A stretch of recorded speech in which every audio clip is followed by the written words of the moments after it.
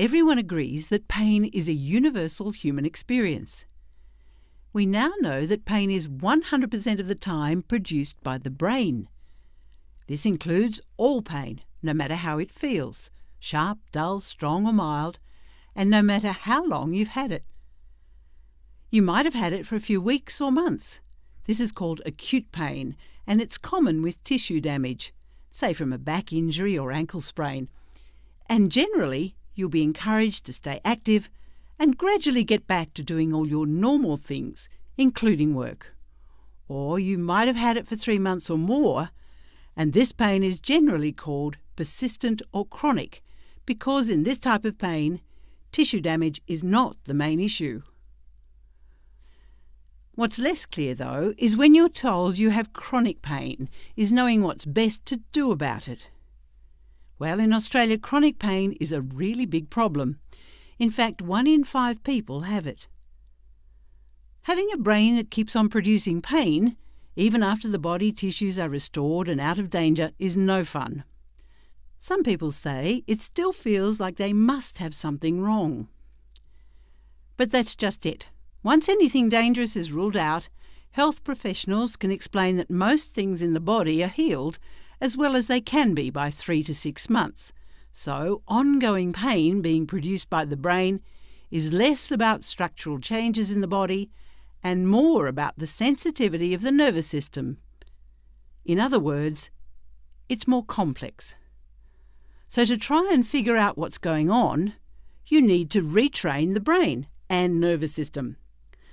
To do this, it's helpful to look at all the things that affect the nervous system and may be contributing to your individual pain experience. What can help is to look at persistent pain from a broad perspective, and by using a structured approach and a plan, it's less likely that anything important will be missed. Let's start with the medical side. Firstly, taking medication can help, but only to a limited extent. It is the more active approaches that are necessary to retrain the brain. So using medications to get going is okay, and then mostly they can be tapered and ceased. Some people also think surgery might be the answer, but when it comes to a complex problem like chronic pain, surgery may not be helpful. So if you're thinking of surgery, it's best to get a second opinion and remember to consider all the things. Next, it is helpful to consider how your thoughts and emotions are affecting your nervous system. Pain really impacts on people's lives, and this can have a big effect on your mood and stress levels. All those thoughts and beliefs are brain impulses too, but you can learn ways to reduce stress and wind down the nervous system. This helps with emotional well-being and can reduce pain as well. The third area to consider is the role of diet and lifestyle. Now, it turns out that our modern lifestyle might not be so good for us.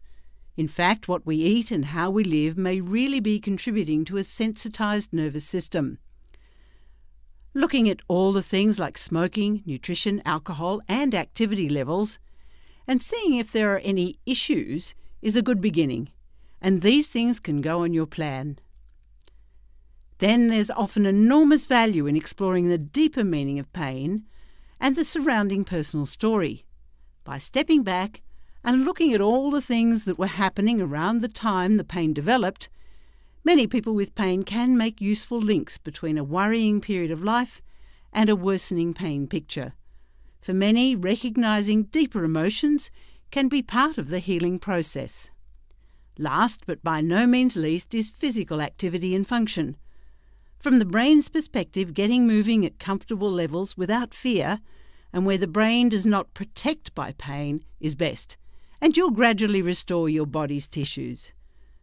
So, to sum up pain, it comes from the brain and it can be retrained, and when looked at from a whole person or broad perspective, gives you a lot of opportunities to begin. So, get a helping hand if you need it, set a goal, and begin.